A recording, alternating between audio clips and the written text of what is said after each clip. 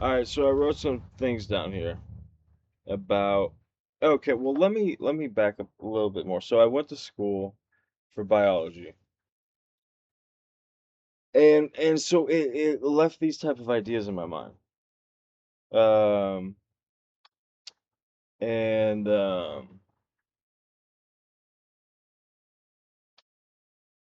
then so then years later I'm years later I get in this motorcycle accident, and I'm healing, and I'm listening to Jordan Peterson and Sam Harris talk about what is a fact.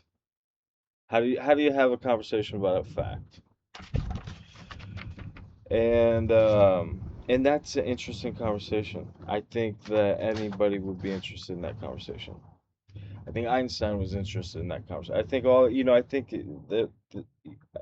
that is the conversation. What and it's the materials that seem to make that debate up, or ideas like is is is there a God? Is there not a God? Is a big one that people use in conversation to even have conversations with these ideas.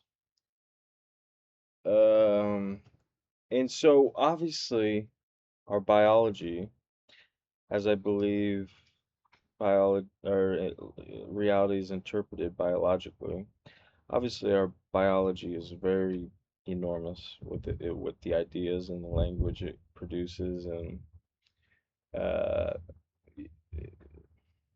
how it organizes data, and the human psyche. Um, and these might be biological cocktails of chemicals experiences, maybe telling its own story as we travel along. So, um, and so yeah, Jordan Peterson and Sam Harris are having a talk about what is a fact, and or how do you have a conversation about it. And so and they meditated, and I was getting to a place where I wanted to kind of start maybe interpreting data differently, maybe using the mind in a different way. And um and I was also interested in an idea like what is a fact. And this idea I think is huge. It permeates our expressions when we are if you think about the human psyche as for just a practice exercise, as you are the observer, and you are both the actor and the audience. I think within kind of those three parameter set points about the human psyche and human condition, there's a lot of conversation going on about this idea of what is a fact, and how can we convince ourselves um, biologically that it is some idea of truth. And then boom, we're right back, and Plato and Aristotle are having their discourse about the human psyche, and Plato says the the forms, there's perfection, and Aristotle, I guess, doesn't say that. And so, what is truth? What is a fact? Um,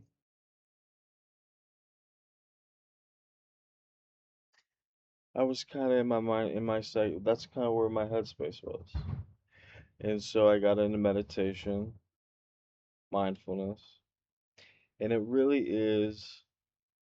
And so when your headspace is in a place like that, yeah, you need to be able to organize data, and you need to be able to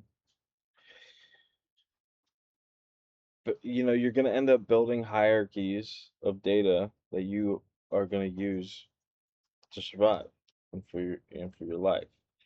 And I kind of wanted to go in a direction where that maybe I could help. Maybe I could uh, kind of invent um, an environment where my brain could build hierarchies and organize data maybe more naturally. I think meditation was a tool to kind of help with that, and maybe more present, uh, more. So I think mindfulness is a little bit like if you were to reach out and touch the compass of your life and kind of nudge it in a direction that you would like to go. I think that's kind of the experience of mindfulness. And yeah, so I was kind of there. I'm sure all of you have had experiences in life where you're kind of there. You're kind of in this uh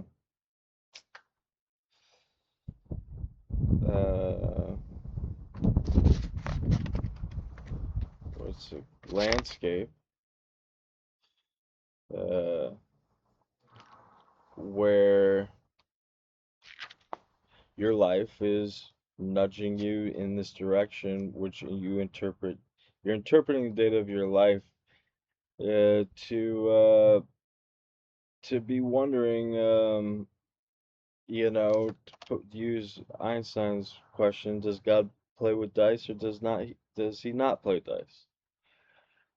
And I think it's just part of the human condition. I think it's an expression of our biology, how our language game is a reflection of kind of the cocktails of chemistry, our biology that's going on, and how our brain is using it and interpreting reality and being here. And and so uh and so mindfulness was really great because I feel like it kind of empowers you um to maybe it's a practice. And it's a practice where these things are kind of going on, where you're lowering your heart rate, where you're starting to realize the subtleties of your biological experiences just through breathing, just thinking. Then you kind of invent this environment when you are finding yourself. And it just kind of happens biologically. I don't know. People ask, how does it happen? I don't know. It's just, you just are kind of there and you just are naturally just kind of finding yourself when you practice mindfulness. Because you're, you know, you're thinking like the narrative in your mind is still going on, and it's saying, okay, I'm just sitting here breathing, I'm just sitting here, thinking, noticing, you know, qualities about existence.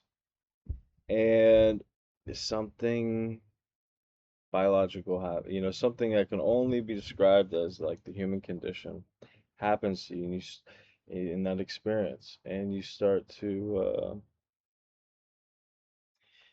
have ideas about like finding yourself. Start to have ideas about like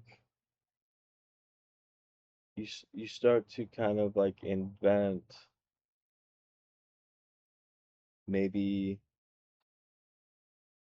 the expression of your genes. Something I don't know.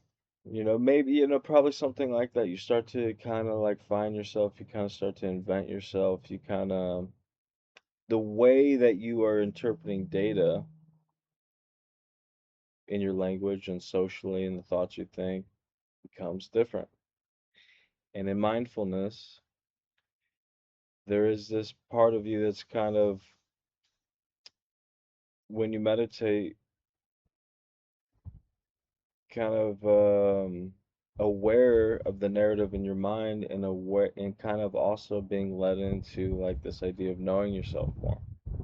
Like you yourself are telling yourself your a story or maybe what you have observed about life. It's a powerful practice, I think. And I think also it can help you invent um,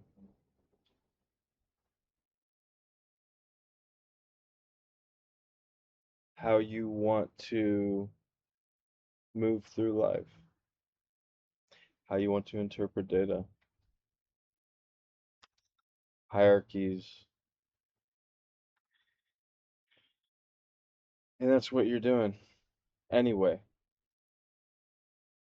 And so, if you want to do that more powerfully, Nietzsche's point, because you're looking for more power, if you want to do that in a way more susceptible to being more powerful, I think mindfulness is a positive practice for you. And when I mean powerful, I mean just being here in a better way, uh, having a better relation to the narrative that's going on in your mind. Yeah. And so, yeah, in the video, we'll do a little bit more mindfulness.